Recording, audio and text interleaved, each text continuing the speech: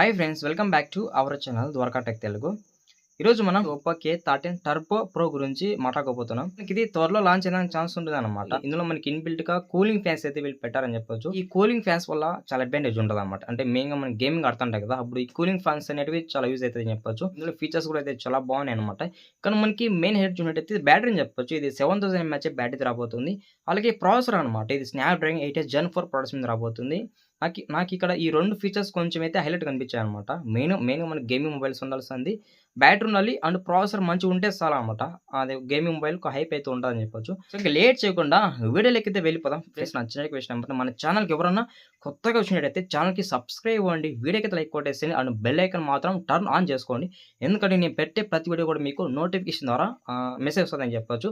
First మనం design build quality అనుకుందాం. ఇక్కడ మనకి ఫ్రంట్ అయితే ఫ్లాట్ డిస్ప్లే ఉంటుంది, అలాగే బ్యాక్ అయితే గ్లాస్ ఫినిష్ ఉంటుంది అనమాట. అసలు మనకి బ్యాక్ పైన డిజైన్ అయితే మాత్రం ఒక లెవెల్ ఉందన్నమాట. చాలా బాగుంది బ్యాక్ పైన డిజైన్. అలాగే మనకి సైడ్ అయితే ప్లాస్టిక్ ఫినిష్ ఉంటుంది. ఇది డ్యూయల్ స్టీరియో స్పీకర్స్ ఉంది. ఇక్కడ మనకి డాల్బీ అట్మాస్ కానీ ఇలాంటి సపోర్ట్ ఉంది. బట్ సౌండ్ క్వాలిటీ కొంచెం బాగుంటుంది అనమాట. ఇందులో ఇన్ డిస్ప్లే ఫింగర్ ప్రింట్ కూడా సపోర్ట్ చేస్తుంది చెప్పొచ్చు. ఇది మనకి IP68 అండ్ 69 కూడా సపోర్ట్ చేస్తుంది అనమాట. ఫుల్లీ వాటర్ రైడింగ్ ఫోన్ చెప్పొచ్చు. 7.3 mm థిక్నెస్ ఉంది అనమాట. అంటే మనకి థిక్నెస్ కూడా చాలా తక్కువ అని చెప్పొచ్చు. మనకి ఇక్కడ వెయిట్ అయితే ఇది 208 grams అయితే వెయిట్ అని చెప్తున్నారు అనమాట. వెయిట్ కొంచెం హెవీ ఉంటుంది అనమాట. ఎందుకంటే మినిమం గేమింగ్ మొబైల్ అంటే కొంచెం వెయిట్ అయితే ఉంటుందని చెప్పొచ్చు. 6GB LED లైటింగ్తో పాటు బిల్ట్ ఇన్ కూలింగ్ ఫ్యాన్స్ కూడా సపోర్ట్ చేస్తామని చెప్తున్నారు అనమాట. డిజైన్ బిల్ట్ క్వాలిటీ కూడా చాలా బాగుంది. నెక్స్ట్ మనం డిస్ప్లే షో అనుకుందాం. ఇక్కడ 6.8 inches AMOLED డిస్ప్లే రాబోతుంది అనమాట.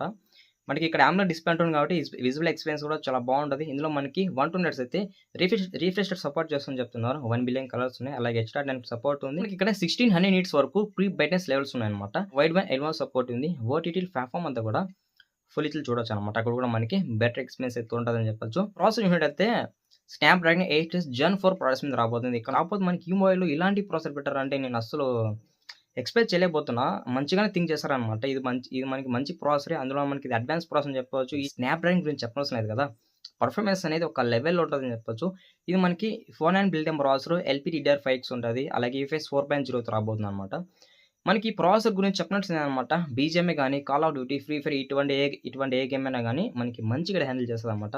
సాఫ్ట్వేర్ విషయానికి వద్దాం. ఇది Android 15 రాబోతుంది. కలర్ వాయిస్ తో రాబోతుంది అని చెప్పొచ్చు. ఇక్కడ ఫ్రెండ్స్ ఇంకా మనము కెమెరా విషయానికి వద్దాం. ఇది మనకి డ్యూయల్ కెమెరా సెటప్ ఉంది, ఒక ఫ్లాష్ ఉంది. కెమెరా డిజైన్ కూడా చాలా బాగుంది అని చెప్పొచ్చు. మెయిన్ కెమెరా 50 MP ఇచ్చారు, సెకండ్ కెమెరా 2 MP ఇచ్చారు, అలాగే ఫ్రంట్ కెమెరా 16 MP ఇచ్చారు అనమాట. మనకి మెయిన్ కెమెరా యూజ్ చేసుకొని మంచి ఫోటో తీసుకోవచ్చు. మెయిన్ కెమెరా ఓఎస్ కూడా సపోర్ట్ ఉంది అనమాట. అలాగే మెయిన్ కెమెరా యూజ్ చేసుకొని మాక్సిమం 4K లో వీడియో రికార్డ్ చేసుకోవచ్చు అనమాట. ఫ్రంట్ కెమెరా యూజ్ చేసుకుంటే మనము మంచి డీసెంట్ ఫోటోస్, అలాగే నార్మల్ ఫోటోస్ వరకు కొంచెం బాగానే తీసేదని చెప్పొచ్చు. మరీ అంత హైపర్ డూపర్ ఫోటోస్ వస్తాయని ఎక్స్పెక్ట్ చేయకూడదు.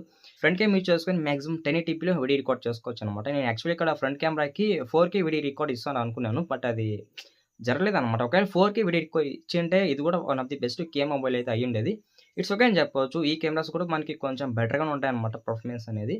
నెక్స్ట్ మనం బ్యాటరీ విషయానికి వద్దాం. ఇది ఇక్కడ పెద్ద హైలైట్. ఇది మనకి 7000 mAh బ్యాటరీ రాబోతుంది. చాలా పెద్ద బ్యాటరీ అని చెప్పొచ్చు అనమాట. మనకి 80 watts వరకు అయితే ఛార్జింగ్ సపోర్ట్ ఉంది అనమాట. మనకి ఇక్కడ రివర్స్ వైర్ ఛార్జింగ్ సపోర్ట్ చేస్తుందని చెప్తున్నాను అనమాట. ఎందుకంటే మనకి ఇది 7000 mAh బ్యాటరీ కాబట్టి ఇక్కడ రివర్స్ వైర్ ఛార్జింగ్ సపోర్ట్ చేస్తుంది. అంటే మనకి ఈ ఫ్యూచర్ అడ్వాంటేజ్ ఏమంటే మనము టైప్-C వైర్ ద్వారా ఇంకో మొబైల్ ఛార్జ్ చేయొచ్చు అనమాట. మెయిన్గా ప్లస్ పాయింట్ అనిపించింది ఏమంటే ప్రాసెసర్లో మంచి ప్లస్ పాయింట్ అనిపించింది. అలాగే కూలింగ్ ఫ్యాన్స్ ఉన్నాయి కదా, యాక్చువల్ మనము ఈ సెగ్మెంట్లో ఇలాంటి మొబైల్కి కూలింగ్ ఫ్యాన్స్ అయితే ఎక్స్పెక్ట్ చేయలేము. చాలా బాగున్నాయి ఫీచర్స్ని కూడా. అంతేకాకుండా మీకు ఈ మొబైల్ గురించి ఏమైనా డౌట్స్ ఉంటే కూడా కామెంట్ చేయండి అనమాట. అని మర్చిపోకుండా మన వీడియోని ఎవరైనా లాస్ట్ వరకు చూస్తుంటే ఛానల్కి సబ్స్క్రైబ్ అవ్వండి, వీడియోకి అయితే లైక్ కొట్టేసేయండి. ఎందుకంటే మనం 1K సబ్స్క్రైబర్స్కి చాలా దగ్గరలో ఉన్నాం. మీరు అనుకుంటే అది తొందరగా అయితే అయిపోతుంది అనమాట.